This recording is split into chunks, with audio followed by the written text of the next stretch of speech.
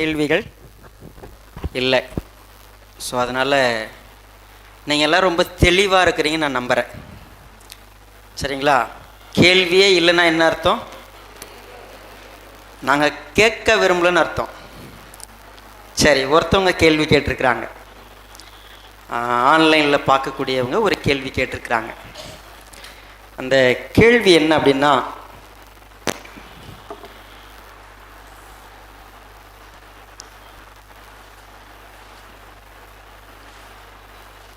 தேவன் எல்லாவற்றையும் சிறப்பாக படைத்திருக்கிறார். நம்மை ரொம்ப அழகாக அவர் போல படைச்சார். தூதர்களையும் அவர் படைச்சிருந்தார். தூதர்களை அவர் படைச்சிருக்கும் பொழுது எப்படி ஒரு தூதனுக்கு மட்டும் நான் அவரை போல ஆகணும்னு எண்ணம் வந்துச்சு? அவர் எல்லாத்தையும் அப்போ அந்த தூதனுக்கு மட்டும் அப்படி ஒரு எண்ணம் வர்றதுக்கு என்ன காரணம்? மனுஷங்களுக்கு மட்டும்தானே ஃப்ரீ வில் இருக்குது, தூதர்களுக்கு ஃப்ரீ வில் இருக்கா? இதுதான் கேள்வி. சரி, நம்ம முதலாவது தூதர்கள் என்பவர்கள் யார் அப்படிங்கிறத நம்ம புரிஞ்சுக்கணும். எபிரேயர் 1வது அதிகாரத்தில் நமக்கு ஒரு ஆன்சர் இருக்கிறது. எபிரேயருக்கு எழுதின நிருபம் 1வது அதிகாரம் 14வது வசனத்தை பாருங்க. ரட்சிப்பை சுதந்தரிக்க போகிறவர்கள் நிமித்தமாக ஊழியம் செய்யும்படிக்கு அவர்கள் எல்லாரும் அனுப்பப்படும் பணிவிடை ஆவிகளாய் இருக்கிறார்கள். சரி, தூதர்களுக்கு நம்மை போல சரீரம் இருக்கிறதான்னு கேட்டா இல்லை. நம்மை போல அவங்களுக்கு என்ன கிடையாது? மாம்ச சரீரம் இல்லை. அவர்கள் எல்லோரும் பணிவிடை ஆவிகளாக இருக்கிறார்கள். ஆவிகள் என்று சொல்லும் பொழுது அவர்களுக்கு ஆள் தத்துவம் இருக்கிறதான்னு கேட்டா எஸ். அவங்களுக்கு என்ன உண்டு? ஆள் தத்துவம் உண்டுன்னு சொன்னா என்னெல்லாம் இருக்குன்னு கேட்டா, அறிவு இருக்குமான்னு கேட்டா எஸ், அவங்களுக்கு அறிவு உண்டு. உணர்ச்சி இருக்குமா? எஸ், அவங்களுக்கு உணர்ச்சி உண்டு. அவங்களுக்கு சுயசித்தம் இருக்கிறதா? எஸ், இருக்கிறது. என்ன பாஸ் நீங்கள் பண்ணி எஸ் எஸ்ன்னு பதில் சொல்லிட்டீங்க, வசனம் காட்ட முடியுமா? என் கூட நீங்கள் முதலாவது 1 பேதுரு 1வது அதிகாரம்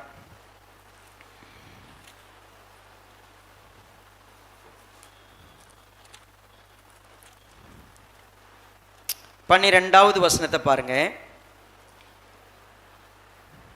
தங்கள் நிமித்தம் அல்ல, நமது நிமித்தமே இவைகளை தெரிவித்தார்கள் என்று அவர்களுக்கு வெளியாக்கப்பட்டது.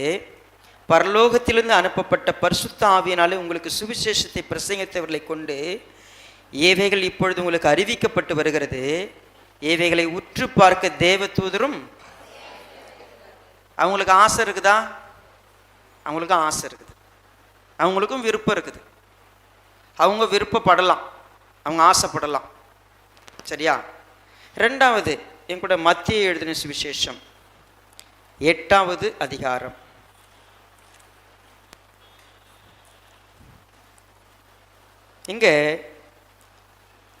29வது வசனம். அவர்கள் அவரை நோக்கி, இயேசுவே தேவனுடைய குமாரனே, எங்களுக்கும் உமக்கும் என்ன? காலம் வரும் முன்னே எங்களை வேதனைப்படுத்த இங்கே வந்தீரோ என்று. அவங்களுக்கு உணர்ச்சி இருக்குதா? அவங்க வேதனைப்படலாமா? ஆசைப்படலாம், வேதனைப்படலாம். அப்படின்னா என்ன அர்த்தம்? அவங்களுக்கு உணர்ச்சி உண்டு. இப்போ பரிசுத்த ஆவியானவருக்கு உணர்ச்சி இருக்கிறதா? எஸ். நீங்கள் மீட்கப்படும் நாளுக்கென்று முத்திரையாக பெற்ற பரிசுத்த ஆவியே என்ன படுத்தக்கூடாது? துக்கப்படுத்துறதுன்னா என்ன? இப்போ நீங்கள் சொல்லுங்க, இந்த ஃபோனை நான் துக்கப்படுத்த முடியுமா? இந்த ஃபோன் துக்கப்படுத்த முடியுமா? முடியாது. ஏன்? இதுக்கு ஆள் தத்துவம் கிடையாது. இது ஒரு மெஷின், அவ்வளோதான். ஆழ்தத்துவமுடைய ஒரு நபரை நான் என்ன செய்யலாம்? துக்கப்படுத்தலாம். அப்ப பிசாசு ஒரு ஆழ்தத்துவமுடைய ஒரு நபரா? தூதன் என்பவன் ஒரு ஆழ்தத்துவமுடைய ஒரு நபர். உங்களுக்கு அறிவு இருக்கிறது. காலம் வருகிறதற்கு முன்னே ஏன் என்கிட்ட வந்தீங்க? அறிவு இருக்கிறது. ஏன் நம்ம யாக்கோபுல வாசிக்க முடியும், நீ தேவன் உன்னின்று விசுவாசிக்கிறாய், பிசாசுகளும் விசுவாசிக்கிறது. சரி, நம்ம பிசாசுகளை குறித்து கவனிக்கிறோம் அப்படின்னு சொன்னா, தூதர்களை குறித்து கவனிக்கனா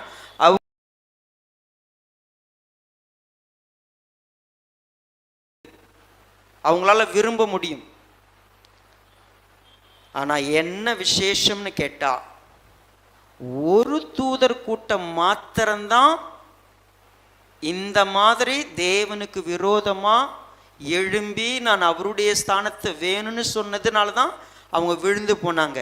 மற்ற தூதர்கள் யாரும் அப்படி நடந்து கொள்ளவில்லை. அதனால தான் இன்றைக்கு வரைக்கும் அவர்கள் தேவனை தொழுது கொண்டு வருகிறார்கள், அவருடைய பணிவிடை ஆவிகளாக இருக்கிறார்கள்.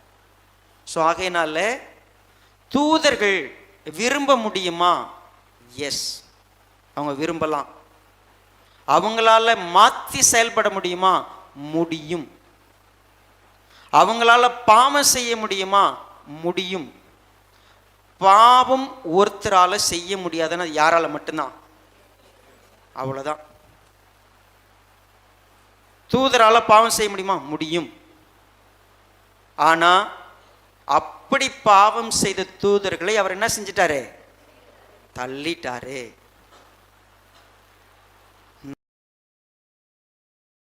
நாம் அதை ரொம்ப தெளிவாக புரிஞ்சுக்கணும். நம்ம தள்ளி இருந்தார்னா நம்முடைய நிலையே வேற.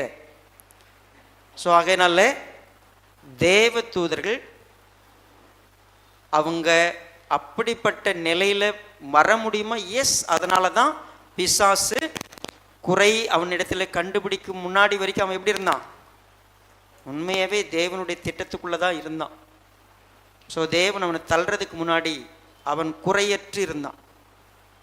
குறை அவனிடத்தில் வரும்பொழுது அவன் தள்ளப்பட்டு போனான். சரி, எனி கொஸ்டின்? யாருக்காவது கேள்வி ஏதாவது இருக்குதா?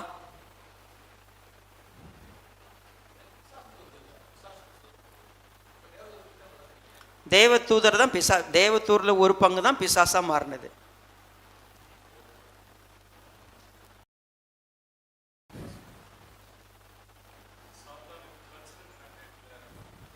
மைக் கொடுக்கலாமா? எல்லாருக்குமே கேட்கலாமே.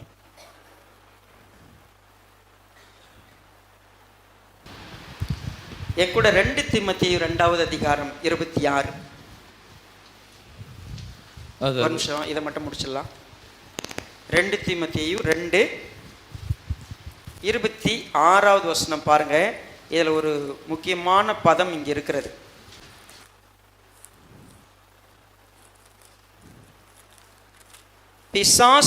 பிசாசானுடைய இச்சையின்படி செய்ய அவனால் பிடிபட்டிருக்கிற அவர்கள் மறுபடியும், இங்க சொல்ல போனா பிசாசானுடைய இச்சையின்படி, அவனுடைய விருப்பத்தின்படி, அவனுடைய எண்ணத்தின்படி செய்வதற்கு. அப்ப அவன் என்ன எண்ணம் கொள்வதற்கு வாய்ப்பு இருக்கு? என்ன வேணா கொள்ளலாம். சரிங்களா? அது பிசாசை குறித்து நம்ம தெரிஞ்சுக்கலாம். ஓகே, உங்களுடைய கொஸ்டின். அதாவது சாத்தானுக்கு இந்த கல்ச்சரல் தேவதூதர்களுக்கு கல்ச்சரல் மேண்டேட்டில் பங்கு இருக்குங்களா? இல்லை. ஏன் அப்படின்னா, நம்ம எல்லாருக்குமே இந்த கேள்வி இருக்கிறது. நீங்க ஆதியாகமம் 6வது அதிகாரம்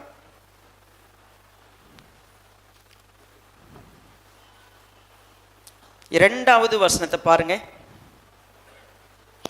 எல்லாரும் எடுத்துட்டீங்களா? ஆதியாகமம் 6வது அதிகாரம் 2வது வசனம். தேவகுமாரர் மனுஷகுமாரத்திகள் அதிக சௌந்தரியம் உள்ளவர்கள் என்று கண்டு அவர்களுக்குள்ளே தங்களுக்கு, அப்பொழுது கர்த்தரின் ஆவி என்றென்றைக்கு மனுஷனுடைய போராடுவதில்லை, அவன் மாம்சந்தானே, அவன் இருக்க போகிற நாட்கள் 120 வருஷம் என்றார். அந்நாட்களில் ராட்சதர் பூமியில இருந்தார்கள். பின்பு தேவகுமாரர் மனுஷகுமாரத்திகளோடு கூடுகிறதினால் இவர்கள் அவர்களுக்கு பிள்ளைகளை பெற்ற போது இவர்களும் பூர்வத்தில் பேர் பெற்ற மனுஷர்களாகிய ஒரு மிகப்பெரிய டவுட் இருக்குது எல்லாருக்கும். சரிங்களா? எல்லாருக்கும் என்ன டவுட் இருக்குன்னா, தேவ தூதர்கள் பெண்களோடு வந்து இணைந்து குழந்தை பெற்றெடுத்தாங்களா? ஆண்டவராக இயேசு கிறிஸ்து ஒரு ஆன்சர் கொடுத்தார். இந்த அம்மா இருக்கிறாங்களே, அவங்களுக்கு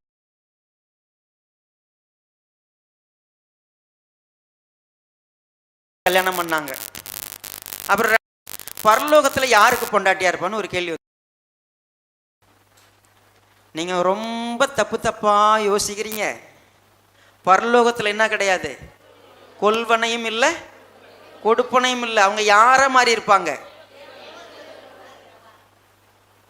தேவ தூதர்களுக்கு அவங்க மாம்ச சரீரமே கிடையாது. அப்படி இருக்கிற பட்சத்தில் நீ ஏன் இப்போ தேவகுமாரர்கள் மனுஷகுமாரத்திகள் அப்படின்னா என்ன அர்த்தம்? தேவ தூதர்கள்னு எழுதியிருக்குதா? தேவ தூதர்னு எழுதலை. இப்போ தேவகுமார்னா யாருங்க? ஏப்பா, தேவனுடைய வசனத்தை பெற்றவர்கள் தேவனுடைய குமாரர்கள்னு பைபிள் இருக்கு. ஏன் அது உங்களுக்கு தெரியாதா? இந்த கான்ட்ரவர்ஷியல்லாம் இருக்குது இல்லை, பைபிள் அப்படி படிக்கவே கூடாது. ஏன் அப்படின்னா, பைபிள் படிக்கிறப்போ தேவன் எந்த நோக்கத்தில் நம்மகிட்ட எழுதி கொடுத்துருக்குறோ அந்த நோக்கத்தில் படித்தோம்னா ஒரே நேர்கோட்டில் எல்லாம் இருக்கும். இந்த குறுக்கு மறுக்கு போகிறதெல்லாம் யாருன்னு பார்த்தீங்கன்னு வச்சுங்களேன், ஏன் இந்த வார்த்தை இப்படி இருக்கிறது, ஏன் அந்த வார்த்தை அப்படி சொன்னாங்க, அது வேற ஒன்றும் இல்லை. சொல்லப்போனால் எகிப்துக்கு போனது 70 பேரா இல்லை 75 பேரா? சரி, எத்தனை பேர் போனால் உனக்கு என்னையா? பைபிள் உண்மையானு எனக்கு தெரியணும். எப்படி 2 இடத்துலையும் 70னா இவர் என்ன இனிமேல் பைபிளை உண்மைன்னு ஒத்துப்பாரான். ஒரு இடத்துல 70ன்னு இன்னொரு இடத்துல 75னா என்ன பண்ண மாட்டார் இவர்? பைபிள் படிக்கிறதுக்கு இன்னும் நீங்கள் வந்து எல்கேஜியில் கூட என்ன பண்ணல, வரல. ஏன் அப்படின்னா, எனக்கு வேதாகமத்தை நான் எதன் அடிப்படையில் உண்மையா என்று பார்க்க விரும்புகிறேன்னா, இவங்க ஏன் அப்படி சொன்னாங்க, அவங்க ஏன் அப்படி சொன்னாங்க, விஷயம் தெரியணும். உங்களுக்கு கலாச்சாரம் தெரியணும், இலக்கணம் தெரியணும். அடிப்படையான உண்மைகள் தெரியலன்னா நிறைய முரண்பாடுகள் தெரியும். நான் இந்த கடைசியாக 2 வாரத்துக்கு முன்னாடி தேவனுடைய ராஜ்யத்தை குறித்து படித்து கொடுக்கும் பொழுது, மத்தேயு புஸ்தகத்தில் பரலோக ராஜ்யம் என்று இருக்கிறது, மார்க்கு லூக்காவில் என்னென்ன இருக்குது, தேவனுடைய பரலோக ராஜ்யம் இருக்குது. பரலோக ராஜ்யமும் தேவனுடைய ராஜ்யம் வேற வேறையான்னு கேட்டால் இல்லை, ரெண்டும் ஒரே வார்த்தை. ஏன்?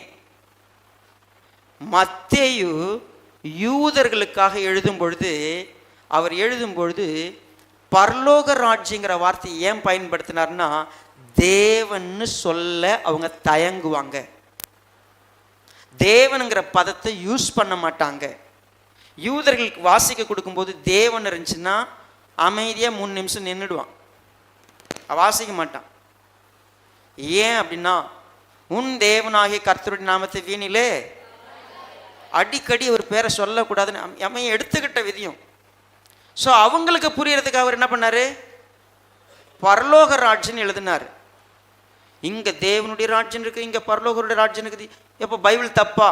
இல்லை.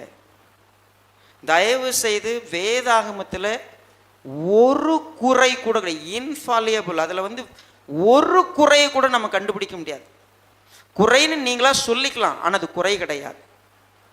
ஸோ ஆகவே பைபிள் வந்து நம்ம ரொம்ப தெளிவாக படிக்கிறது கற்றுக்கணும். சரிங்களா? Okay, any other questions? Okay, நம்ம அடுத்த செஷனுக்குள்ளே போகலாம். நமக்கு குறைந்தபட்ச டைம் தான் இருக்குது. என்னோடு கூட ஒரு முக்கியமான இடத்துக்கு நான் உங்களை அழைக்கிறதுக்கு விரும்புகிறேன். என்ன அப்படின்னு கேட்டால், எல்லாருமே கீழே என்கிட்ட பேசின காரியம் இதுதான். நாங்கள் நல்ல செய்தி கேட்டிருக்கிறோம், எல்லா கேம்பும் யூஸ்ஃபுல்லாக இருக்குது, மெசேஜெல்லாம் ரொம்ப யூஸ்ஃபுல், எனக்கு பிரயோஜனமாக இருக்குது, கேட்கும்போது நல்லா இருக்குது. ஆனால் நான் இயேசுவை போல மாறுறதுக்கு அழைக்கப்பட்டிருக்கிறேன். எனக்கு அந்த அறிவு இருக்கிறது, ஏன் என்னால் மாற முடியல? இவ்வளோ காலம் பார்த்தா நான் மாறி இருக்கணுமே. சரி, மாறினவங்கள நானும் யாராவது மாறி இருக்கிறாங்களோ எட்டி பார்த்தா யாரையுமே காணுமே. விரல் விட்டு எண்ணிடலாம் போல் இருக்கு. ஏன் மாற முடியல? நம்ம மாறணும்னா என்ன செய்யணும்? ஸோ இந்த செக்ஷனில் எல்லா ரகசியத்தையும் சொல்லி கொடுத்துட முடியுமா? முடியாது. ஸோ 4 முக்கியமான காரியங்களை இந்த கேம்புக்குள்ளே நான் உங்களுக்கு சொல்லி கொடுக்க விரும்புகிறேன். இஃப் யூ வாண்ட் டு, ஒருவேளை நீங்கள் விரும்புகிறீங்க, if you want to be like Christ, நீங்கள் கிறிஸ்துவை போல மாறணும் அப்படிங்கிறது தேவன் உங்கள் உள்ளத்தில் ஒரு எழுப்புதலை கொடுக்குறாரு, ஒரு விருப்பத்தை உருவாக்குறாரு, தேவனுடைய திட்டத்தை புரிய வச்சிட்டாரு. அவர் உங்களுடைய உள்ளத்துக்குள்ள நான் என்ன பர்பஸில் உன்னை படைச்சேன்னு நீ புரிஞ்சுக்கிட்ட அப்படின்னா, பேசிக்கான அடிப்படையான முதல் உண்மையை நீ புரிஞ்சுக்கணும். அது என்ன உண்மை? நம்ம எல்லாரும் கிறிஸ்துவை போல மாறணும்னா இந்த பேசிக்கான விஷயத்துக்குள்ள முதலாவது வரணும். எதுன்னு பார்த்தீங்கன்னா, என் கூட எபேசியருக்கு எழுதின நிருபம்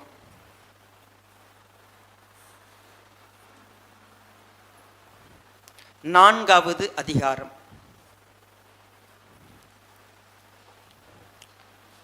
11வது வசனம். கையில் எடுத்துக்கிட்டீங்களா? சரி, 11வது வசனத்தை வாசிக்கலாம். மேலும் நாம் அனைவரும் தேவனுடைய குமாரனை பற்றும் விசுவாசத்திலும் அறிவிலும் ஒருமைப்பட்டவர்களாகி கிறிஸ்துவனுடைய நிறைவான வளர்ச்சியின் அளவுக்கு தக்க பூரண புருஷராகும் வரைக்கும். ஏதாவது புரியுதா? வசனம் படிச்சிட்டீங்க, புரிஞ்சா? நம்ம எல்லாரும் கிறிஸ்துவை போல முழுமையா மாறணும்னு சொன்னா, நம்ம மாறுறதுக்காக அவர் என்ன செஞ்சிருக்கிறாராம்? அவர் ஒரு சிலதை செஞ்சிருக்கிறார். என்ன செஞ்சிருக்கிறாரு? பரிசுத்தவான்கள் சீர் பொருந்தும் பொருட்டு சுவிசேஷ ஊழியத்தின் வேலைக்காகவும் கிறிஸ்துவின் சரீரமாகிய சபையானது பக்தி விருத்தி அடைவதற்காகவும் அவர் சிலரை அப்போஸ்தலராகவும், சிலரை தீர்க்கதரிசிகளாகவும், சிலரை சுவிசேஷகராகவும், சிலரை மேய்ப்பராகவும், போதகராகவும், நாம் இனி குழந்தைகளாயிராமல் மனுஷருடைய சூதும் வஞ்சிக்கிறதுக்கு ஏதுவுமான தந்திரமுள்ள போதகமாகிய பலவித காற்றினாலே அலைகளைப் போல அடிபட்டு அலைகிறவளாயிராமல் அன்புடன் சத்தியத்தை கைக்கொண்டு தலையாகிய கிறிஸ்துவுக்குள் எல்லாவற்றிலேயும் நாம் வளருகிறவளாயிருக்கும்படியாக என்ன செஞ்சாராம்? இப்போ இந்த 11லேருந்து 15 வரைக்கும் நம்ம வாசித்துட்டோம். நீங்களும் நானும் இயேசுவை போல மறுரூபப்படணும், மாறணும்னு சொன்னா அதற்கு அவர் ஒரு வேலை செஞ்சு வச்சிருக்கிறார். என்ன செஞ்சு வச்சிருக்கிறாரு? என்னை சீர்படுத்த, என்னை பக்தி விருத்தியாக்க, கிறிஸ்துக்கு ஒப்பாக நான் வளர்றதுக்கு, எனக்கு உதவி செய்யறதுக்கு அவர் ஒரு சிலரை ஏற்படுத்தி இருக்கிறார். நான் எனக்காக யாரை ஏற்படுத்தி இருக்கிறாருன்னு பார்க்குறப்போ அந்த இடத்துலையே நம்ம ஃபெயில் ஆயிடுவோம். ஏன் நான் சொல்லிடுறேன். எனக்கு நான் கிறிஸ்துவை போல மாறுவதற்கு அப்போஸ்தலர்கள், தீர்க்கதரிசிகள், சுவிசேஷகர்கள், போதகர்கள், மேய்ப்பர்கள், இந்த 5 பேர் இருக்கிறாங்க பாருங்க. அப்போஸ்தலர், தீர்க்கதரிசி, சுவிசேஷகர், போதகர், மேய்ப்பர். மேய்ப்பர் இல்லை போதகர். இது 5 விதமான ஊழியம் இருக்குல்ல. இந்த 5 விதமான ஊழியத்தில் இப்போ அப்போஸ்தலர் இருக்கிறாங்களான்னு கேட்டா நீங்கள் நிறைய யூடியூப்ல இல்லை எங்கேயா பார்த்தீங்கன்னா அப்போஸ்தலர் அப்படின்னு பேர் போட்டு நிறைய பேர் போடுறாங்க. அது அது தப்பு. தீர்க்கதரிசிகள் இருக்கிறாங்களா? ப்ராஃபட்னு இப்போ யாருமே கிடையாது. அப்போஸ்தலர் கிடையாது. சுவிசேஷகர்கள் இருக்கிறாங்களா? எஸ். மேய்ப்பர்கள் இருக்கிறாங்களா? எஸ். போதகர் இருக்காங்களா? எஸ். இப்போ இந்த 2 பேர் மட்டும் ஏன் இல்லாத போனாங்க பாருங்க. உங்க பைபிள்லயே நீங்களே வாசிக்கலாம். குறிப்பா 19வது வசனம் பாருங்க. நீங்கள் இனி அந்நியரும் பரதேசிகளுமாயிராமல் பரிசுத்தவான்களோடு ஒரே நகரத்தாரும் தேவனுடைய வீட்டாருமாயிருந்து அப்போஸ்தலர் தீர்க்கதரிசிகள் என்பவர்களுடைய அஸ்திபாரத்தின் மேல். உங்க பைபிள் இருக்கா? 2வது அதிகாரங்க 20வது வசனம் தேடுறீங்களோ?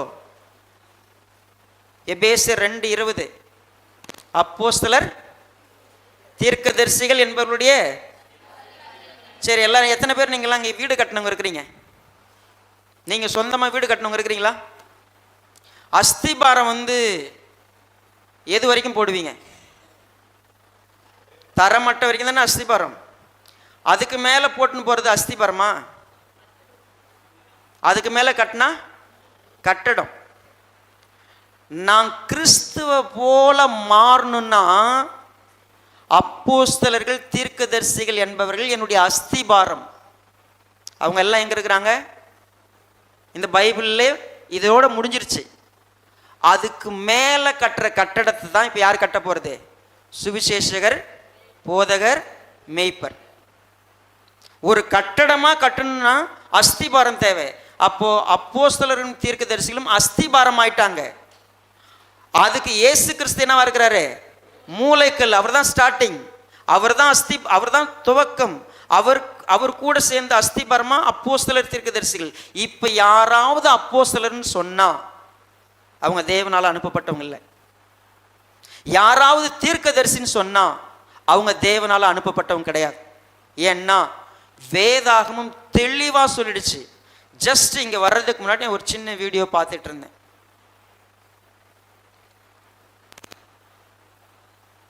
சகோதரனே, சகோதரியே, இந்த கூட்டத்தில்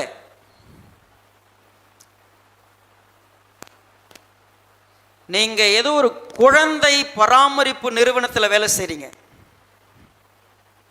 குழந்தைய டேக் கேர் பண்ற நிறுவனத்தில் வேலை செய்றீங்க, குழந்தைகளுக்கு முக்கியத்துவம் கொடுத்து நடத்துகிற ஒரு நிறுவனத்தில் வேலை செய்றீங்க. ஆனால் உங்கள் குடும்பத்தில் குழந்தைகளால் பிரச்சனை. கர்த்தர் உங்களை இன்றைக்கு தொட விரும்புகிறார். உங்களுடைய பிரச்சனைக்கு பதிலளிக்க விரும்புகிறார். அந்த சகோதரி எழுந்துச்சு நில்லுங்க. குழந்தை சார்ந்த அந்த மாதிரி டேக் கேர் பண்ணுற நிறுவனத்தில் தான் நீங்கள் வேலை செய்கிறீங்க. உங்கள் வீட்டில் தான் குழந்தைகளால் உங்களுக்கு மிகப்பெரிய சமாதானமின்மை. கர்த்தர் உங்ககிட்ட பேசுகிறார், எனக்கு வெளிப்படுத்திட்டு இருக்கிறார். நீங்கள் டார்க் கலர் சேரீ கட்டியிருக்கீங்க.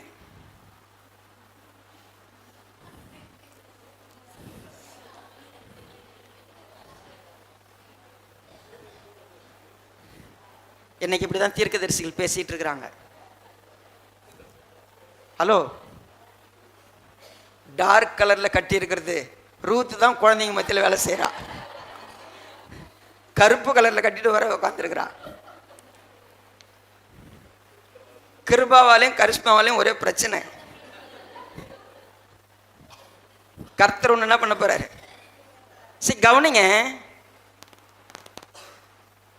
இன்றைக்கு தங்களை தீர்க்கதரிசிகளாக காட்டிக்கொள்ற அந்த தீர்க்கதரிசிகிட்ட நாங்கள் உட்கார்ந்து எந்திரிச்சு போய், ஏன் உனக்கு படம் சரியா தெரியலையா?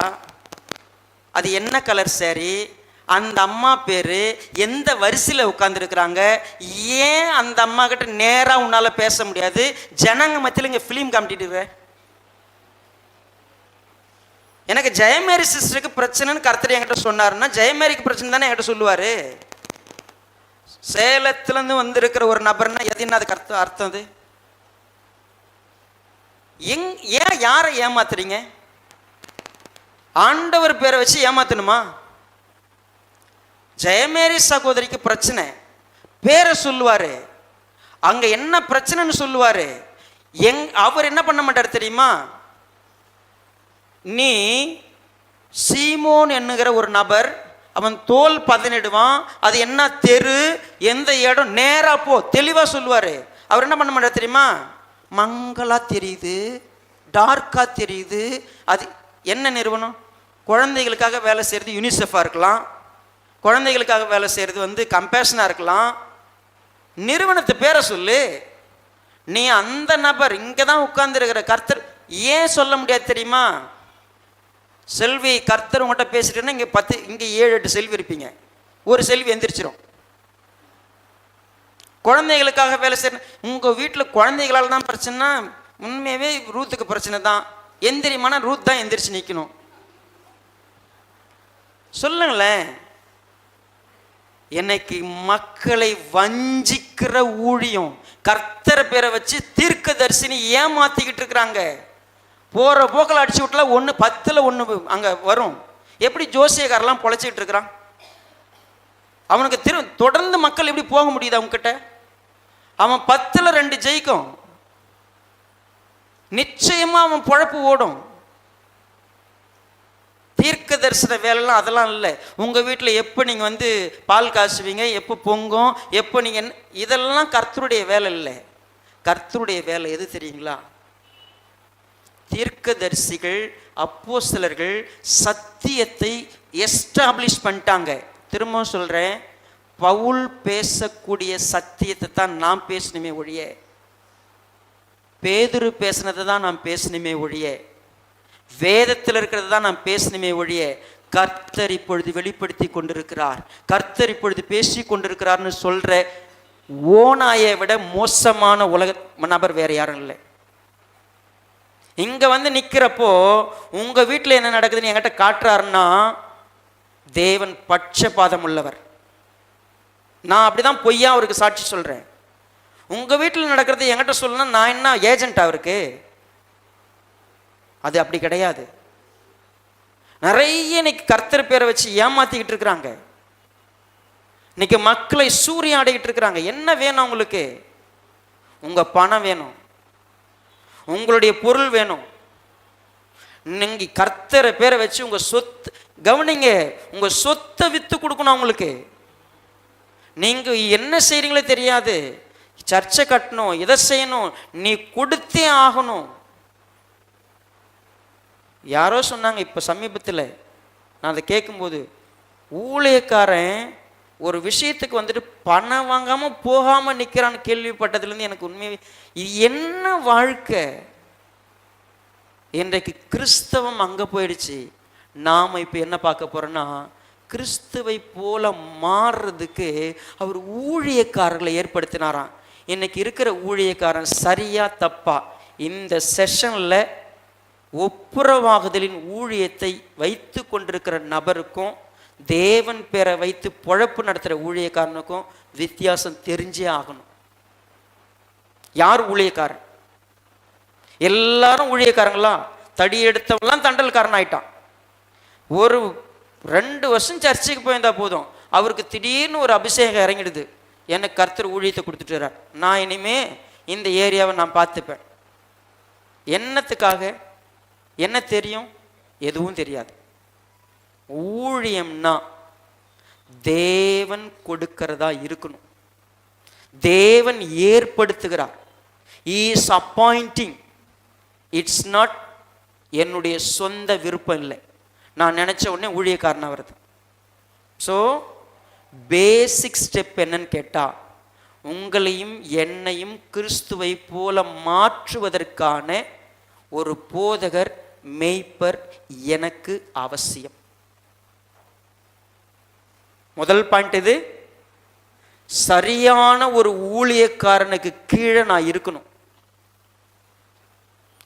நீங்க விசுவாசம் சர்ச்சா இருக்கலாம், நம்பிக்கை சர்ச்சா இருக்கலாம், இல்லை இந்த பந்தத்தில் இணைந்திருக்கிற நண்பர்களாக இருக்கலாம். Please listen carefully. மாய்மாலமான அப்போஸ்தலர்கள், தீர்க்கதரிசிகள் இவங்கெல்லாம் விட்டுருங்க. இங்கு ஒரு போதக ஊழியம் இருக்கிறது, மேய்ப்பர் ஊழியம் இருக்கிறது. இது வசனத்தின் அடிப்படையில், தேவ நியமனத்தின் அடிப்படையில். ஊழியக்காரனா யார் உங்க மனசுல அங்கீகரிச்சு வச்சிருப்பீங்கன்னா நீங்க நினைச்சீங்க அது ஒரு பாவம் இல்லைன்னு. அது எந்த இடத்துல உங்களுக்கு உண்மை விடுனா, நீங்க காற்றினால் அலைகிற, ஏன் தெரியுமா, யாரு வேணா உங்களை எப்படி வேணா ஆட்டிடலாம், யாரு வேணா உங்களை ஏமாத்தலாம். ஏமாத்துறதுக்கு நீங்க நினைச்சுக்காதீங்க பிசாசு ஒன்னிடா கொம்பு வச்சுக்கின்னு வந்து நிற்பான் நீங்க ஏமாந்து, அப்படி இல்லை. அவன் ஒளியின் தூதனுடைய வேஷத்தை தரிச்சு வந்துதான் ஏமாத்துவான். அப்ப சரியான ஒரு மெய்ப்பனை கண்டடைவதுங்கிறது நம்ம எல்லாருக்கும் இருக்கக்கூடிய சவால். எனக்கு ஒரு பயம் இருந்துச்சு. என்ன பயம்? விசுவாசம் சர்ச்சுக்கு ஊழியத்துக்கு வரும்பொழுது எனக்கு இதெல்லாம் தெரியாது, பெரிய அளவுக்கு அறிவு இல்லை. வந்துட்டேன், தேவன் கொண்டு வந்துட்டார். கொஞ்ச நாள் கழிச்சு எனக்கு ஒரு கேள்வி, உண்மையாகவே நான் செய்கிறது ஊழியம் கர்த்தருக்கு பிரியமானது தானா, என் நோக்கமும் என் சிந்தையும் சரிதானா, இல்லை நான் என் விருப்பத்தில் இந்த ஊழியத்தை செஞ்சுக்கிட்டு இருக்கிறேன்னா,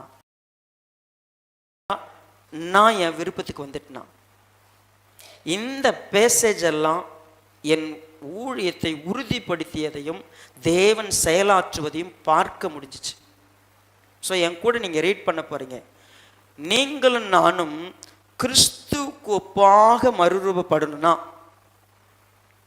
நீ சரியா வளரணும்னா உனக்கு ஒரு மெய்ப்பெண் தேவை. எனக்கு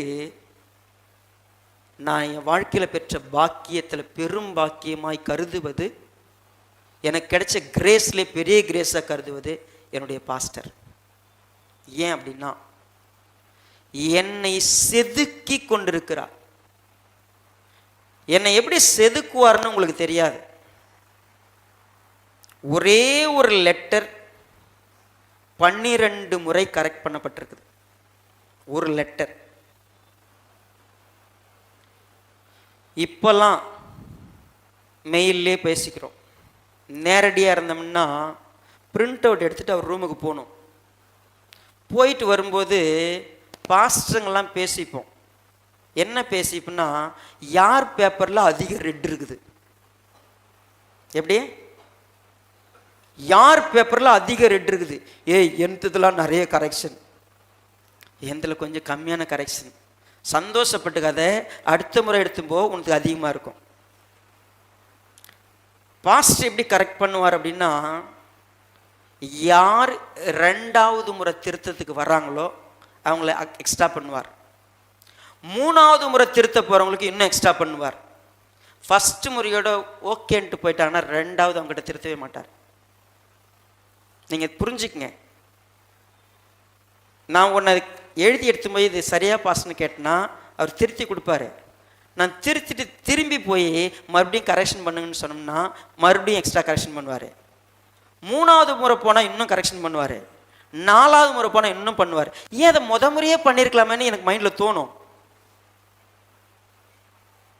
அப்போது நீ 10ஐயும் ஒன்றா திருத்தினா நீ திருத்திக்க மாட்ட, ஒன்று ஒன்றா சொல்லித்தரேன் வா. எனக்கு கிடைச்ச மெய்ப்பர் இருக்கிறாரு, என்னை உருவாக்குனதுல பெரும் பங்கு அவருக்கு. ஏன் அப்படின்னா, என்னை யாரை மாதிரி மாத்துறதுக்கு விரும்பினார்னா இயேசுவை போல மாற்றணும், கிறிஸ்துவுக்கு ஒப்பா என்னை மாற்றணும். இது எப்படிப்பட்ட ஊழியம் வேதம் சொல்லுகிறது. முதலாவது என் கூட வாங்க, எபேசியருக்கு எழுதின நிருபம் 1வது அதிகாரம். நம்ம படிச்சுட்டு இருக்கிற பேசேஜில் முதல் காரியம் பார்க்குறோம். 7வது வசனத்தில் அவருடைய கிருபையின் ஐஸ்வரியத்தின்படி இவருடைய இரத்தத்தினாலே பாவம் மன்னிப்பார் இவருக்குள் நமக்கு உண்டாயிருக்கிறது. அந்த கிருபையை அவர் சகல ஞானத்தோடும் புத்தியோடும், ஹலோ பைபிள் இருக்கா? அந்த கிருபையை சகல ஞானத்தோடும் புத்தியோடும் யாரிடத்துல பெருக பண்ணினார்? எங்கள்னா யாரு? தப்பா வாசிக்கிறீங்க பைபிள.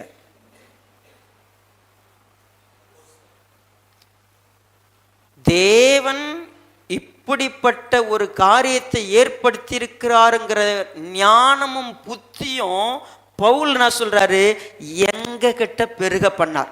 அப்படி பைபிள் இப்ப படிங்க. பவுல் சொல்றாரு எங்க கிட்ட பெருக பண்ணாரு. அடுத்த வசனம், காலங்கள் நிறைவேறும் போது விளங்கும் நியமத்தின்படி பூலோகத்தில் இருக்கிறவைகளும் பரலோகத்தில் இருக்கிறவையும் பூலோகத்தில் இருக்கிறவும் ஆகிய சகலமும் கிறிஸ்துவுக்குள்ளே கூட்டப்பட வேண்டும் என்று தமக்குள்ளே தீர்மானித்திருந்த தம்முடைய தயவுள்ள சித்தத்தின் ரகசியத்தை எல்லாரையும் ஒப்புரவாக்கணுங்கிற ரகசியத்தை என்கிட்ட என்ன பண்ணாரு, அறிவிச்சார். சரி, அறிவிச்சுட்டு மேலும் கிறிஸ்துவின் மேல் முன்னே நம்பிக்கையாயிருந்த நாங்கள் அவருடைய மகிமைக்கு புகழ்ச்சியாயிருக்கும்படிக்கு தமது சித்தத்தின் ஆலோசனைக்கு தக்கதாக எல்லாவற்றையும் நடப்பிக்கிற அவருடைய தீர்மானத்தின்படியே நாங்கள் முன்குறிக்கப்பட்டு கிறிஸ்துவுக்குள் அவருடைய சுதந்திரமாகும்படி நான் தெரிந்து கொள்ளப்பட்டேன். எதுக்கு தெரியுமா? இந்த ஊழியத்தை செய்யறதுக்கு. எந்த ஊழியம்? ஒரு மனுஷனை கிறிஸ்துவுக்கு ஒப்பாக மாத்திர ஊழியத்தை செய்யற கிருபை எங்க கிட்ட பெருக பண்ணார். அறிவை எங்க கிட்ட கொடுத்தார், புத்தியை எங்க கிட்ட கொடுத்தார், திட்டத்தை என்கிட்ட சொன்னார். ஒரு ஊழியக்காரன் தேவனோட போய் உட்கார்ந்து எதை கேட்கணும்னா, ஒரு மனுஷனை கிறிஸ்துவுக்கு ஒப்பாக மாத்திர ரகசியத்தை கேட்டு வரணும். இந்த ஆள் இப்படி திரும்பி போய் பேசிட்டு டார்க் சாரி கட்டிக்கிற பொம்பளை யாருன்னு பேசிக்கிறாங்க அப்படின்னா அவங்க விஷயமே வேற. அவங்க போய் எந்த ரகசியத்தை கேட்டு வரணும்? ஒரு மனிதனை கிறிஸ்துவுக்கு ஒப்பாக மாத்திர ஒரு வேலையை செய்யற ரகசியம் என்ன? எப்படி சொன்னார் அத? பவுல் சொல்லுவாரு, நான் பிரசங்கிக்கிற சுவிசேஷத்தை ஒரு மனுஷனிடத்துல நான் என்ன பண்ணல, கற்கவில்லை. நான் எனக்கு முன்னே இருக்கிறவங்க யார்ட்டையும் கேட்கல. நான் கர்த்தர்ட்ட உட்கார்ந்து கேட்பேன். ஆண்டவரே, நான் என்ன பேசிட்டேன் ஆண்டவரே? என் ஜனம் வந்து உட்கார்ந்து இருப்பாங்க. நான் கதை சொல்றதுக்கு இங்க வரல, சுவிசேஷத்தை சொல்லணும். தூக்கம் வரல. தூங்கல்னா என்ன? 2 மணிலேருந்து முழிக்கிறதுனா ஐயோ தூக்கம் இல்லை, தூக்கம் இல்லை. என்ன தூக்கம்லாம் என்ன? ஒரு நாள் தூங்காதான் என்ன ஆகிட போறேன்? ஏன் 3 நாளும் தூங்காதான் இருந்து பார்க்குறேன், என்ன ஆகிட போகுது? எனக்கு தூக்கத்தை விட ஒன்று முக்கியம், நேரம் முக்கியம். கர்த்தர் கூட உட்காந்து கேட்கணும். என்ன கேட்கணும்? இந்த கேம்புக்கு வர அத்தனை பேரும் ஃபண்டமெண்டலான அடிப்படையான சத்தியத்தை தெரிஞ்சுக்கிட்டு போகணும். என்ன சத்தியம் அது? கிறிஸ்துவ போல நீ மாறணும்னா அதில் இருக்கிற மகிமை, அதில் இருக்கிற ஆசீர்வாதங்கள், அதில் இருக்க எந்த அளவுக்கு சந்தோஷம், எந்த அளவுக்கு சமாதானம், எந்த அளவுக்கு நிறைவு, உலகத்துல மற்றவங்களுக்கு கிடைக்காத ஒரு விஷயம் உங்களுக்கு உண்டுன்னு அனுபவிக்கிறது தெரியாம வராங்கல்ல, அவங்களுக்கு கொடுக்கணும். அப்ப என்கிட்ட நான் பவுலை பார்க்கிறேன்.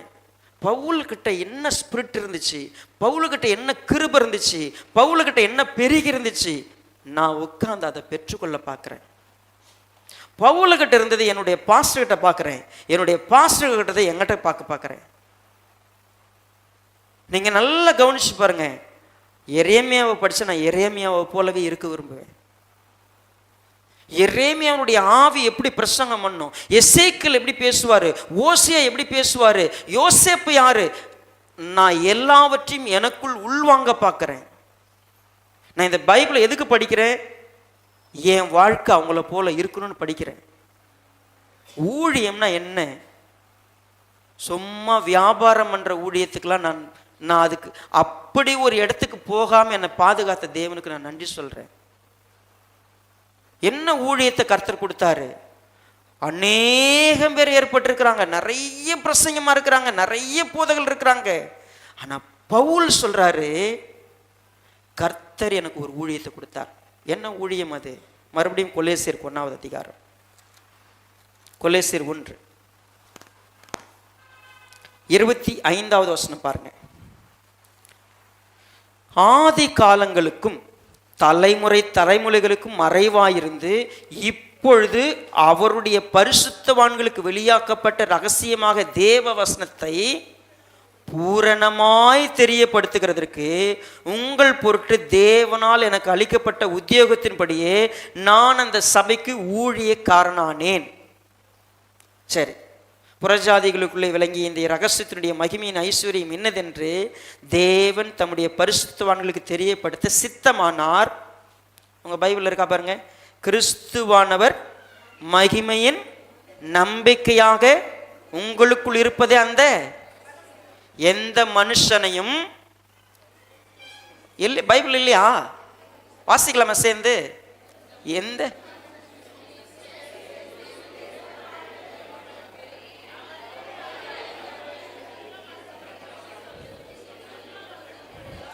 எந்த மனுஷனுக்கு என்ன புத்தி சொல்றோம்? கிறிஸ்துவுக்குள் தேறினவனா நிறுத்துறது தான். கூப்பிட்டு வச்சு பஃபுன் வேலை காட்டுறது இல்லை. கூப்பிட்டு வச்சு சும்மா இதுக்கு தில்லாலங்கடி 100 பேர் வச்சுக்கலாம். சும்மா ஜிகனா வேலைலாம் கிடையாது. கூப்பிட்டு கிறிஸ்து எப்படி இருக்கிறார், நீ எப்படி இருக்கிறார் பாரு, சரி பண்ணு. வந்தா ஏதோ வந்து மணி அடிச்சுட்டு சும்மா அப்படி ஆத்திரம் தோத்திரம் ஆமேன்னு சொல்லிட்டு போற ஊழியம் இல்லை. ஒரு மனுஷனை கிறிஸ்துக்கு ஒப்பாக மாற பண்ணுகிற ஊழியம். சர்ச்சுனா என்ன? யார் மேய்ப்பன், யார் போதகர்? சும்மா ஏதோ பேருக்கு பணத்துக்கு உலகத்துக்கு ஊழியம் செய்யறவில்லை. தன்னுடைய எல்லா பலத்தின்படியும் போராடி பிரயாசப்படுகிற ஒரு ஊழியக்காரன். கர்த்தருக்கு ஒப்பாக ஒரு மனிதனை மாத்துறதுக்கு எம்மட்டும் இறங்கி போய் நின்று வேலை செஞ்சு சொல்லணும். நம்ம சபையில் அது இருக்கா? நீங்க அனுபவிக்கிற ஊழியக்காரன் அப்படி இருக்கிறாங்களா? உங்களுடைய மேய்ப்பன் அந்த அளவுக்கு உண்மையா? பவுல் ஒரு நாள் சொல்றார், என் மனசுல இருக்கிற பாரத்தை சொல்றேன். கொரிந்து சபை மக்கள் பவுல உண்மையை ஊழியக்காரனா ஏத்துக்கல. ரொம்ப அலட்சியம் பண்ணாங்க, தட்டி கழிச்சாங்க, உதாசீனம் பண்ணாங்க, பவுல மதிக்கவே இல்லை. அவங்க பார்த்தாங்க, எங்களுக்கு அப்போலோ இருக்கிறாரு, எங்களுக்கு பேதுரு இருக்கிறாரு, எங்களுக்கு இவர் இருக்கிறாரு, அவர் இருக்கிறாரு. பவுல் யாரு? பவுலுக்கு ஏன் நாங்கள் கீழ்ப்படியணும்? பவுல் நான் எங்க சர்ச் பாஸ்டரா?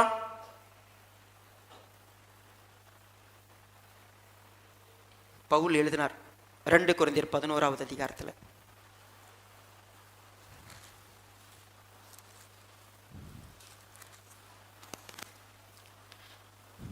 இரண்டாவது வசனம் பாருங்க. நான் உங்களை கற்புள்ள கன்னிகையாக கிறிஸ்து என்னும் ஒரே புருஷனுக்கு ஒப்பு கொடுக்க நியமித்தபடியால் உங்களுக்காக தேவ வைராக்கியம் கொண்டிருக்கிறேன். ஆகிலும் சர்ப்பமானது தன்னுடைய தந்திரத்தினாலே ஏவாளை வஞ்சித்தது போல உங்கள் மனதும் கிறிஸ்துவை பற்றிய உண்மை நின்று விலகும்படி கெடுக்கப்படுமோ என்று பயந்திருக்கிறேன். எப்படி எனில், உங்களிடத்தில் வருகிறவன் நாங்கள் பிரசங்கியாத வேறொரு இயேசுவை பிரசங்கித்தானால், அல்லது நீங்கள் பெற்றிராத வேறொரு ஆவியையும் நீங்கள் ஏற்றுக்கொள்ளாத வேறொரு சுவிசேஷத்தையும் பெற்றீர்களானால் உங்களுக்கு ரொம்ப பிடிக்குது இல்லை? உங்களுக்கு எது ரொம்ப பிடிக்குது? நான் சொல்ற சத்தியம் உங்களுக்கு பிடிக்கல, ஆனா வேற ஒருத்தங்க பேசுறது உங்களுக்கு பிடிக்குது. வேற ஒரு விஷயம் பிடிக்குது. நான் பேசினா உங்களை கண்டிக்கிறேன், நான் பேசினா எச்சரிக்கிறேன், நான் பேசினா திருத்துறேன். உங்களுக்கு எது பிடிக்கல? நான் பண்றது பிடிக்கல. அந்த பாஸ்டர் பாருங்க எப்படி சிரிச்சு சிரிச்சு இப்படி சொல்லி கொடுக்குறாரு. அந்த பாஸ்டர் பாருங்களேன், அவர் ரொம்ப அமைதியா சொல்லித்தரார். அவர் பாருங்க எவ்வளோ அழகா பேசுறாரு. இந்த திருவண்ணாமலை பாஷை எப்படி சகிக்கிறது? எங்களுக்கு ஊழியன்னா இப்படி இருக்கணும். பிரசங்க எதுக்கு 1 மணி நேரம், ஒரு அரை மணி நேரம் கேட்கறதே பெரிய விஷயமா இருக்குது. நமக்கு பிடிக்காது. கிறிஸ்து கொப்ப மாற வாங்க சொல்லி கொடுத்து சரி பண்ணலான்னா யாருக்கு அந்த நேர் வழி பிடிக்கும்? பிடிக்காது. எது பிடிக்குது? 3/4 மணி நேரம் நீங்க 5 பாட்டுக்கு ஆட விட்டு இந்த லைன்ல இருக்கிறவங்க அந்த லைனுக்கு போய் அந்த லைன்ல இருக்கிறவங்க இந்த லைனுக்கு வந்து தக தக தகதான் குதிச்சு ஆர்ப்பாட்டம் பண்ணி நான் ஐயோ ஸ்தோத்திரம் சொல்றதுலேயே ஒரு 3/4 மணி நேரம் மெய் மறந்து, சரியா, அது பிடிக்குது. வாங்க ஜெபம் பண்ணலாம் ஜெபம் பண்ணலாம் ஜெபம் பண்ணலான்னு அனல் ஏற்றி சூடு ஏற்றி அது ஊழியமாக பார்க்குறோம். கிறிஸ்துவை போல மாறுறதுக்கான உபதேசத்தை சொல்லி கொடுக்கறத நம்ம வெறுக்கிறோம். ஏன் தெரியுமா? நம்ம மாறுறதில்ல. சரியான போதகத்தை ஏற்றுக்கொள்றதில்லை, சரியான போதகத்தை அப்ரிஷியேட் பண்றதில்லை, சரியான ஒருத்தருக்கு அடங்கி இருக்கிறதில்லை, சரியான ஒருத்தரை கண்டு இனம் கண்டு அவங்களோட ஒப்புரவா இருக்கிறதில்ல. உங்களுக்கு பாஸ்டர் இருந்தாலும் நீங்க தூரமா தான் இருப்பீங்க. அவங்க இருதயமும் உங்க இருதயமும் தூரமா இருக்கும். அவங்க நோக்கமும் அவங்க சிந்தையும் நீங்க உட்கார்ந்துருக்கலாமே ஒழிய உங்களால இருதயத்துல பூரணமா ஆமீன்னு சொல்ல முடியாது. அதனாலதான் நான் என்ன செய்யறேன் தெரியுமா? கிறிஸ்துவ போல மாறாமலே இருக்கிறேன். ஆனா பவுல் என்ன தெரியுமா சொன்னாரு? ஒரு எக்ஸாம்பிளை வச்சார். ஊழியக்காரனும் சபையும் எந்த மாதிரி இருந்தா கிறிஸ்துவ போல மாற முடியும்? 1 தெசலோனிக்கேயர் நம்ம போன வருஷம் படிச்சிட்டோம், வாங்க திரும்ப படிக்க போறோம். 1 தெசலோனிக்கேயர் 2வது அதிகாரம் 1 வசனம் பாருங்க. சகோதரரே, நாங்கள் உங்களிடத்தில் பிரவேசித்தது வீணாயிருக்கவில்லை என்று நீங்களே தெரியுமா? உங்களுக்கு நான் உங்களுக்கு பாஸ்டா இருக்கிறது வேஸ்ட் கிடையாது, அதான அர்த்தம்.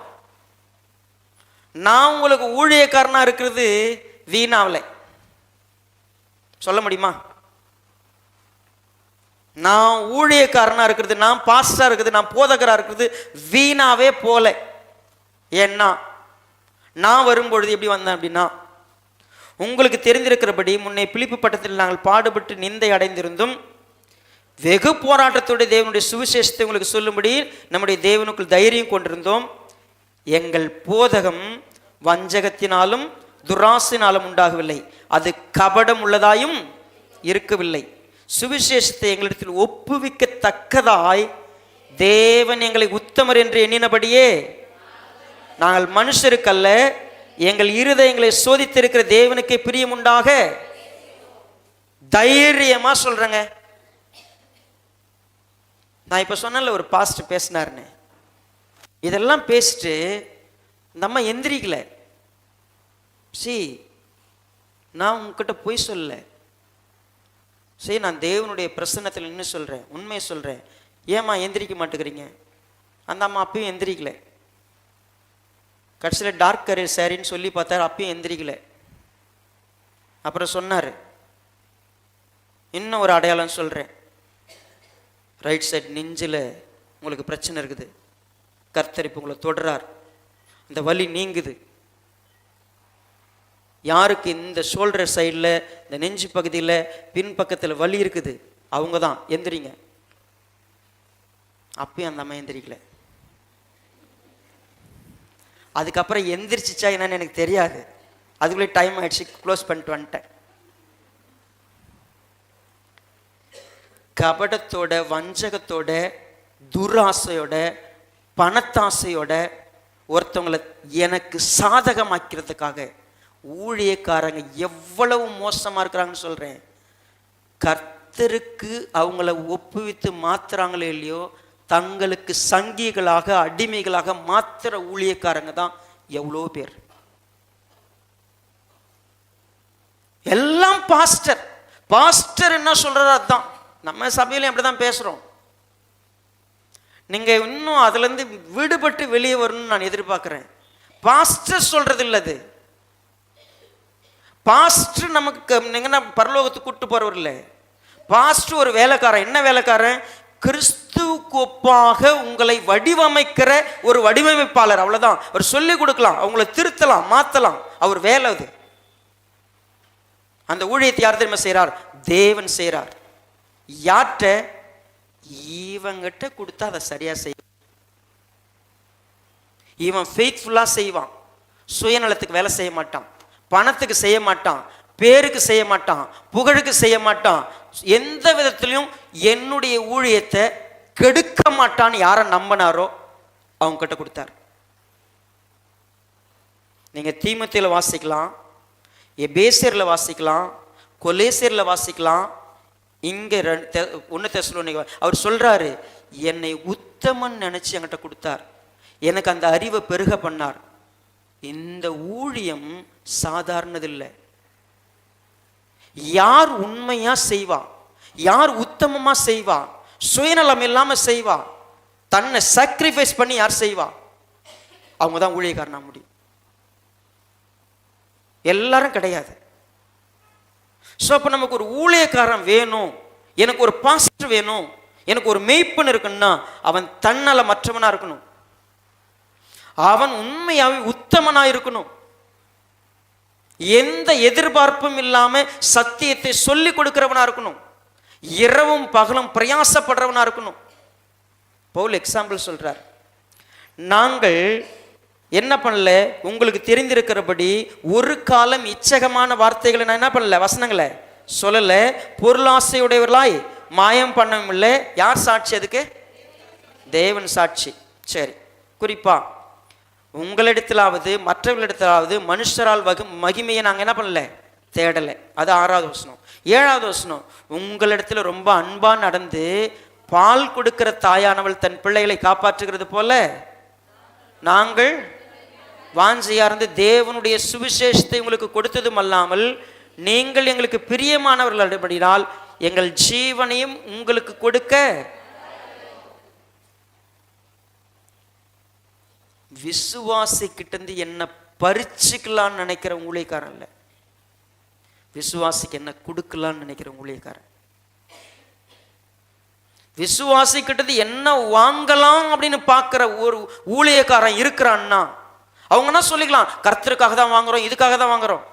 பாருங்க, மக்கள் நன்றியோடு விருப்பத்தோடு கொடுக்கிற காணிக்கையை ஊழியத்துக்கு பயன்படுத்துகிற மெத்தட் வேற. ஆனால் மக்களை அந்த பாதையில் நிர்பந்தித்து தனக்காக எடுத்துக்கொள்ளுகிற ஊழியக்காரன் வேற. சரி, சிஸ்டத்தை நல்லா புரிஞ்சுக்கணும். இந்த மனுஷன் நான் தாயை போல, அடுத்தது பார்த்தீங்கன்னா தகப்பனை போல, இப்படியெல்லாம் ஊழியம் செஞ்சோம், எல்லாம் ரைட். விசுவாசிகளாகிய உங்களுக்குள்ளே நாங்கள் எந்த அளவுக்கு பரிசுத்தம் நீதியும் பிழையும் மின்மையுமாய் நடந்தோம் என்பதற்கு நீங்களும் சாட்சி, தேவனும் சாட்சி. சரி, இப்போ 11வது வசனம், மேலும் தம்முடைய ராஜ்யத்திற்கும் மகிமைக்கும் உங்களை அழைத்த தேவனுக்கு நீங்கள் பாத்திரராய் நடக்க வேண்டும் என்று தகப்பன் தன் பிள்ளைகளுக்கு சொல்லுகிறது போல ஒவ்வொருவனுக்கும் புத்தியும் தேர்தலும் எச்சரிப்பும் சொன்னத நாங்க செய்யற வேலை என்ன தெரியுமா? ஒரு அப்பா மாதிரி, ஒரு தகப்பன் தன் பிள்ளைக்கு எப்படி புத்தி சொல்லணும், ஒரு தாய் தன் பிள்ளைக்கு எப்படி பால் கொடுக்கணும், சேம் ஒரு மெய்ப்பண்ணா யாரு அவன் அப்படி இருக்கணும். நமக்கு அப்படி ஒரு ஊழியக்காரன் கிடைச்சிருக்கிறாங்களா? கர்த்தருக்கு நன்றி சொல்லலாம். ஆனா பிரச்சனை அடுத்த வசனத்தில் இருக்கு. ஆகையால் நீங்கள் தேவ வசனத்தை எங்களாலே கேள்விப்பட்டு ஏற்றுக்கொண்ட போது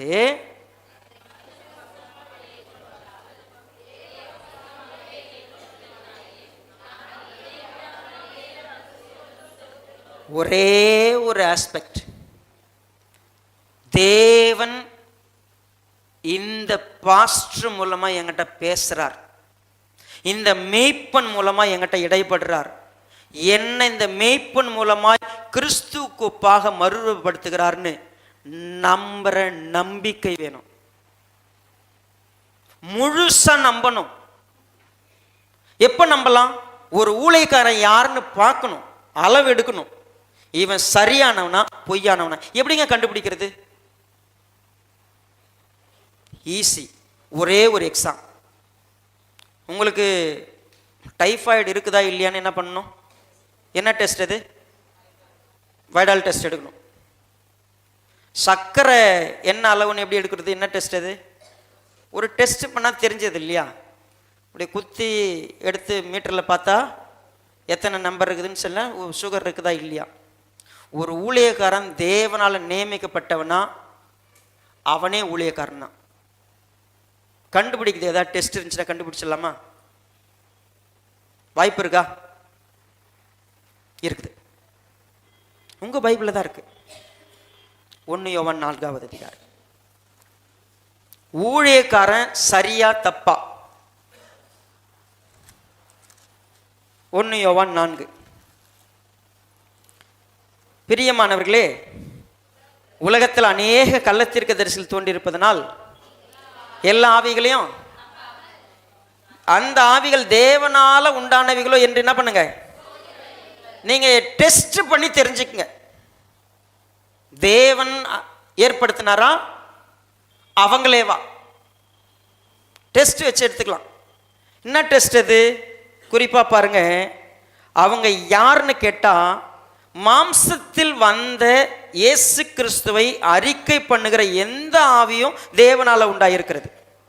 மாம்சத்தில் வந்த இயேசுவை அறிக்கை பண்ணாத எந்த ஆவியும் தேவனால உண்டானதில்லை. என்ன அப்படின்னா, இயேசு கிறிஸ்து ஏன் இந்த பூமிக்கு வந்தார், மாம்சத்தில் அவர் வந்தது எதற்காக, தேவ பக்தியின் ரகசியம் நமக்கு வெளிப்படுத்தி இருக்கிறது. தேவன் மாம்சத்திலே வெளிப்பட்டிருக்கிறார். மாம்சத்துல வந்த இயேசு கிறிஸ்து ஒருத்தரை காமிச்சார், பிதாவை. பிதாவை வெளிப்படுத்துறதுக்கும் பிதாவை போல நம்மளை அவருடைய அந்த ஒப்புரவாகுதலுக்கும் கூட்டிட்டு போற ஒரு ஊழியக்காரன், உத்தமமான ஊழியக்காரன். தேவனை காமிச்சு உலகத்துக்கு கூட்டு போற ஊழியக்காரன் வேற இருக்கான். அது பாருங்க. அடுத்தது, பிள்ளைகளே, நீங்கள் தேவனால் உண்டாயிருந்து அவர்களை எவர்களை ஜெயித்தீர்கள்? ஏற்கனவே நீங்க 1 யோவான்ல 2வது அதிகாரம் 3வது அதிகாரம் படிச்சீங்கன்னா யாரை ஜெயிச்சிங்கன்னு இருக்குது. சரி, இப்போ நம்ம குயிக்கா வந்துடுவோம். ஏனெனில் உலகத்தில் இருக்கிறவனிலும், இப்போ அவர்களாம் யாரா? அவர்கள் உலகத்துக்குரியவர்கள், ஆகையால் உலகத்துக்குரியவர்களை பேசுகிறார்கள், உலகமும் அவர்களுக்கு. அப்போ தேவனோடு ஒப்புரவாக்காத ஒரு ஊழி இருக்குதுன்னா அவங்க எதை மையப்படுத்துவாங்க? உலகத்தை மையப்படுத்துவாங்க. உங்க விசுவாசத்தை பத்தி பேசுவாங்க, இயேசுவை பத்தி பேசுவாங்க, நீங்க ஆராதிக்கலாம், தொழுது கொள்ளலாம், மையம் எல்லாம் இந்த உலகத்துக்குரியது. ஏங்க ஜான் ஜெபராஜ் எதுக்குறீங்க? கம்ப்ளீட்டா உலகம். ஏங்க இந்த பாஸ்டர் எதுக்குறீங்க? அவங்க கம்ப்ளீட்டா அவங்க மையப்படுத்துறதெல்லாம் உலகம். ஆனா எல்லாமே இந்த வசனம் தான், பைபிள் தான், எல்லாம் விசுவாசம் தான், கிருபை தான், மாற்று கருத்தே இல்லை. டெஸ்ட் இதுதான். உன்னை வசனத்தை வச்சு உலகத்துக்கு கூட்டு போறாங்களா, வசனத்தை வச்சு இயேசு கோப்பா மறுரூபப்படுத்துறாங்களா? அப்ப ஊழியக்காரங்கன்னு சொன்னா தேவன் அனுப்பி இருக்கிறார். எல்லா இடத்துலையும் இல்லை, நமக்கு கிடைச்சிருக்கு. இப்போ உங்களுக்கு நான் அப்படி ஒரு ஊழியக்காரன்னு சொல்லி என்னை பெருமைப்படுத்துறதுக்கு பேசிட்டு இருக்கிறேன்னா இல்லை. எனக்கு அந்த பெருமையெல்லாம் எனக்கு எந்த பிரயோஜனமும் இல்லை. ஒரே ஒரு காரியம், என் தாகம், என் ஏக்கம், என்னுடைய துடிப்பு, என்னுடைய ஒவ்வொரு துடிப்பிலும் ஒரு எண்ணம் இருக்குது. என்ன தெரியுமா? நீங்க இங்க இருக்கிற அத்தனை பேரும் கிறிஸ்துவ போல மாறணும். பேசிக் எங்க ஸ்டார்ட் பண்ண தெரியுமா? தேவ வசனத்தை உங்களுக்கு போதிக்கிறவங்களுக்கு முதல்ல கீழ்ப்படிங்க. மோசேக்கு ஒரு சிலர் எதிர்த்து நின்னாங்க, இங்க அநேகர் எதிர்த்து நிற்க பார்க்கிறாங்க. தீமோத்தேயுக்கு எழுதும்போது சொல்லுவார், உங்கள் துர்ப்புத்தி உள்ள மனுஷர்கள், அவ்விசுவாசிகள், மாம்சத்துக்குரியவங்க, இவங்க யாருமே ஆவிக்குரியதை ஏற்றுக்கொள்ளவே மாட்டாங்க. எப்பொழுதும் எதிர்த்திருப்பாங்க. ஏன் இப்படி, ஏன் அப்படி. அவங்களுடைய எண்ணம் ஒரு காலமும் இவங்க சொல்றது ஆமேன்னு சொல்லி இணைஞ்சு வர மாட்டாங்க. நான் சொல்றேங்க, ஒப்புரவாகுதல் எங்க தெரியுமா துவங்குது? Begin with your pastor. நீங்க தேவனோடு ஐக்கியம் கொள்ளணுமா, உங்க கண்ணு முன்னாடி இருக்கிற ஒரு நபரோட பூரணமான ஒரு உறவை கட்டுங்க. வெளிப்படையான ஒரு உறவு, நம்பகமான ஒரு உறவு, ஆவிக்குரிய ரீதியில் ஒரு பந்தம். இந்த பாஸ்ட் சரியில்லை, அவர் கூடலாம் நம்மளால இணைய முடியாது, அவர் அப்படி சொல்லுவார், இப்படி போவார், இப்படி பண்ணுவார், நமக்கு ஒத்து வராது. முன்னாடி சூப்பரா ஹலோ பாஸ்டர், சூப்பர் பாஸ்டர், செய்து சூப்பர் பாஸ்டர், பின்னால போய் அப்படி போயிடும். ஏன் தேவனோட ஒப்புரவாகல தெரியுங்களா? தேவன் எல்லாத்தையும் தெரியப்படுத்திட்டாரு, சிஸ்டமேட்டிக்கா கொண்டு வர விரும்புறாரு. இந்த வேதாகமம் சொல்லுது, நான் நீங்க எல்லாரும் என்ன ஃபாலோ பண்ணுங்க அப்படின்னு நான் சொல்ற தைரியம் எனக்கு தானே, இன்னும் எனக்கு இல்லை. நான் யாரை காமிச்சிட்டு இருக்கிறேன்? பவுலை காமிச்சிட்டு இருக்கிறேன், சால்தான் பாஸ்டர் காமிச்சிட்டு இருக்கிறேன். இன்னும் என்னை எக்ஸாம்பிளா கூட நான் உங்ககிட்ட வைக்கல. அந்த தைரியம் கூட எனக்கு இல்லை, ஏன்னா அதை நோக்கி நான் வளர்ந்துகிட்டு இருக்கிறேன்.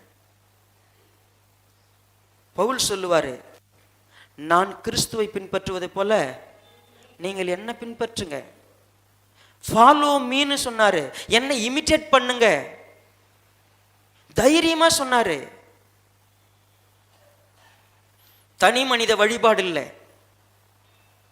நான் பவுலை பின்பற்றி போனா நரகத்துக்கு போறதுக்கு இல்லை, பவுல் என்ன சரியா கூட்டு போறாரான்னு எனக்கு தெரியணும். என்னுடைய சபை என்னை சரியான பாதையில் நடத்துதுன்னா கம்ப்ளீட்டா சரண்டர். எப்படி தெரியுமா? அம்மா கிட்ட பால் குடிக்கிற குழந்தை, தயவு செய்து உங்களுக்கு அப்படி ஒரு குழந்தையா பச்சிலம் பாலகனா தயவு செய்து கற்பனை பண்ணுங்க. தாய்கிட்ட எந்த நேரமும் அழுது பால் வேணும் கதறி பால் குடிக்கும். அது அவங்க அம்மாவை எதிர்க்காது, அவங்க அம்மாவை தடுக்காது, அவங்க அம்மாவை நம்பாம இருக்காது. ஒரு தாய்க்கும் குழந்தைக்குமான உறவு ஒரு பாஸ்டருக்கும் ஒரு விசுவாசிக்கு இருக்கணும். ஒரு தகப்பனுக்கும் ஒரு பிள்ளைக்கும் இருக்கிற உறவு ஒரு பாஸ்டருக்கும் ஒரு விசுவாசிக்கும் இருக்கணும். என்ன விதமான உறவு? அநேக சபையில பாஸ்டர்னா என்னே தெரியாது. பெரிய கட்டடம் கட்டி பாஸ்டர் எங்கேயோ அங்க பார்த்து வருஷத்துல எப்பயாவது அலோ சொன்னோம்னா பாஸ்டர் அலோ சொல்லிட்டு போவாரு, யாருன்னே தெரியாது. நமக்கு அப்படி இல்லை சபை. நான் ஏற்கனவே சபையில நிறைஞ்சிச்சுன்னா இதை பெருசாக்குறதுலாம் இல்லை, பக்கத்தில் வேற சர்ச் கட்டலாம், இன்னொரு பாஸ்டர் ஏற்படுத்தலாம். ஏன்னா என்னால் 300 பேருக்கு மேலே எல்லாம் கவனிக்க முடியுமா? முடியாது. தயவு செய்து புரிஞ்சுக்குங்க, நமக்கு இப்படி ஒரு அற்புதமான வேதத்தின் அடிப்படையில் ஒரு சபையை கொடுத்துருக்கிறாருன்னா நீங்களும் நானும் சந்தேகப்படுறோம், நீங்களும் நானும் ஒரு மாதிரி குழப்பத்தை ஏற்படுத்துகிறோம். நம்ம விருப்பத்துக்கு சபையை நடத்த பார்க்குறோம், நம்ம எண்ணத்துக்கு பாஸ்டர் வழி நடத்த பார்க்குறோம். நான் என்னுடைய பார்வையை சொல்கிறேன், உன்னுடைய பார்வையை சொல்லு, நான் சொல்கிறத கேளுங்க, நீங்கள் சொல்கிறத கேளுங்க. இல்லைங்க, ஒருத்தர் வழி நடத்தணும், தேவன் மட்டும்தான். தேவன் வழி நடத்தக்கூடிய சபையாக இருந்தா நாம் எல்லாரும் தேவன் கூட ஒப்புரவாகணும்னு சொன்னா நான் கிறிஸ்துவை போல மாறணும். கிறிஸ்துவை போல மாறணும்னா கிறிஸ்துவை காண்பிக்கிற போதகர் இருக்கணும், கிறிஸ்துவை தேடுகிற விசுவாசி இருக்கணும். நான் சபைக்கு வரும்பொழுதெல்லாம் எனக்கு கர்த்தரை பற்றி இன்னும் கொஞ்சம் சொல்லிக் கொடுங்க, நான் கர்த்தரை போல மாறுறதுக்கு என்கிட்ட இருக்கிற குறையை சரி பண்ணித்தாங்க, என்னை திருத்துங்க, என்னை மாத்துங்க. ஒரு செட்டன் லெவல் வந்துட்டா உங்ககிட்ட எதையுமே சொல்ல முடியாதுல்ல, உங்ககிட்ட வசனத்தை கூட பேச முடியாது. ஏன்னா உங்களுக்கு எல்லாம் தெரியும். இப்ப நிறைய போதகர்கள் உங்களுக்கு யூடியூப் முழுக்க பாஸ்டர்ஸ், நீங்க கேளுங்க. அநேக உபாத்தியார்கள் இருந்தாலும் தகப்பன் ஒருத்தன் வேணும். நீங்க சிறந்த பென்சில் ஆகணுமா, நீங்க யார் கையிலையாவது அடங்கணும். நீங்க கையில இல்லாம நீங்க எங்க கடந்தாலும் அது யூஸ் இல்லை. நீங்க ஒருத்தங்க கையில் இருந்தால் தான் நீங்க பயன்படுவீங்க, நீங்க மாறுவீங்க. சிறந்த பென்சில் ஆகணுமா? You should be given to sharpen. உங்களை செதுக்கி கூர்மையாக்குறதுக்கு இடம் கொடுக்கணும். கூர்மையாக்க நீங்க எழுத ஆரம்பிக்கும் போது மிஸ்டேக் வரும். எரேசருக்கு இடம் கொடுக்கணும், உங்களை திருத்துறதுக்கு. எரேசருக்கு இடம் கொடுத்துட்டு உங்க கையில் இருக்குது, ஷார்பன் ஆகுறீங்க, எரேசருக்கு இடம் கொடுக்குறீங்க. மிக முக்கியமானது, வெளியில இருக்கிற எதுவும் எனக்கு முக்கியம் இல்லை, கிறிஸ்துவை போல மாறுறது எனக்கு முக்கியம்னு பார்த்தோம்னா மையம் தான் முக்கியம். உள்ள இருக்கிற மை தான் முக்கியம். மேல என்ன கலர் பேனா, நிறைய பேருக்கு இப்ப பேனா வாங்கும்போது எனக்கு அந்த கலர் கொடு, இந்த கலர் கொடுன்னு கேட்டு வாங்குறல்ல, ஆமா தானே?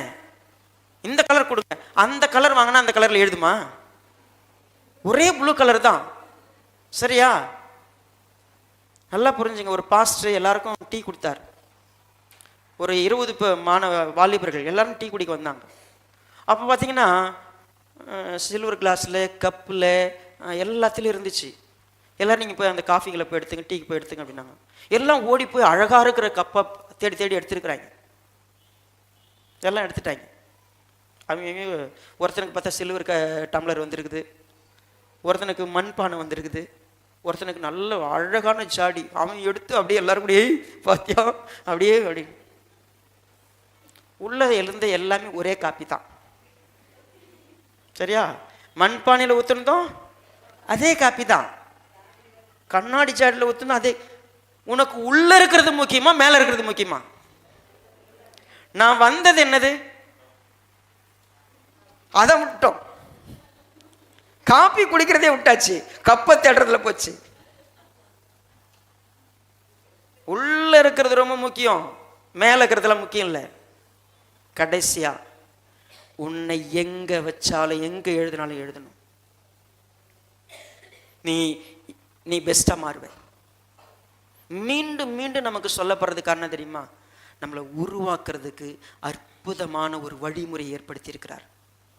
ஃபர்ஸ்ட் ஒப்புரவாகுதில்லை, தேவனோட நான் ஒப்புரவாகணும்னா முதல்ல என் போதகரோடு நான் ஒப்புரவாகணும்.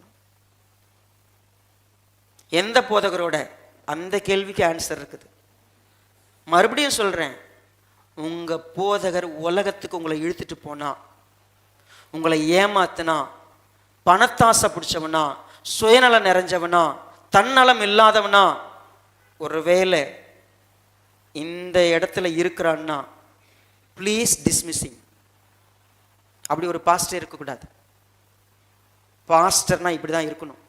ஊழியக்காரனா கர்த்தர் உத்தமன் எண்ணி கூப்பிட்டு எங்களை உருவாக்குறது வைக்கணும், எங்களை சுரண்டுறதுக்கு இல்லை, எங்களை வச்சு வாழ்றதுக்கு இல்லை.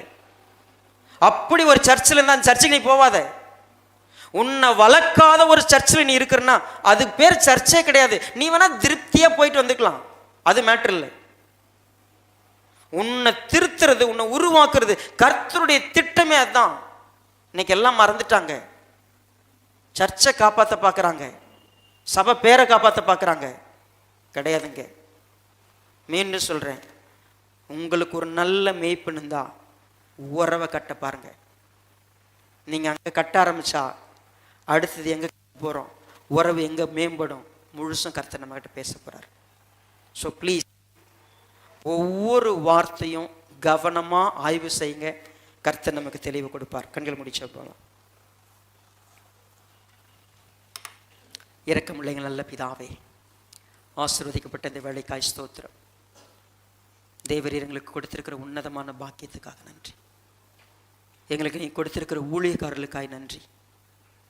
எங்களுக்குள்ள இருக்கிற பிரிவினைகள், குழப்பங்கள், சந்தேகங்கள், வேறுபாடான எண்ணங்களை எடுத்து தூக்கி எறிந்து விட்டு எங்களுக்கு நீங்க நியமித்து உம்முடைய மகத்துவமான கிருபையை பெற்ற ஊழியக்காரங்களை நாங்கள் முதலாவது இனம் கண்டு அவர்களோடு ஒப்புரவாகிற கிருபை எங்களுக்கு தாங்க. அந்த பிரிவு முதல்ல சரியாகட்டும். ஊழியக்காரர்களோடு இணைந்து நீர் எந்த நோக்கத்தில் எங்களை அழைத்தீரோ, கிறிஸ்துவுக்கு ஒப்பாக மறுரூபப்படணும்னா இந்த ஊழியக்காரங்களுடைய வார்த்தை தேவனிடத்திலிருந்து வருகிறது என்று உறுதி செய்து அதற்கு அப்படியே கீழ்ப்படுகிற இருதயத்தை எங்களுக்கு தாங்க. உதவி செய்யுங்க. எங்களை மாற்றம் பண்ணுவதற்கென்று கர்த்தர் வைத்திருக்கிற திட்டத்தை விட்டு நாங்கள் தூர போய்விடாதபடிக்கு உதவி செய்யுங்க. உம்முடைய மகிமையை நடத்திட்டோம். மீட்பெரும் இரட்சகருமாயிருக்கிற கர்த்தராகிய இயேசு கிறிஸ்துவின் நாமத்தில் தாழ்மையோடு வேண்டிக் கொள்கிறோம் நல்ல பிதாவே. ஆமென்.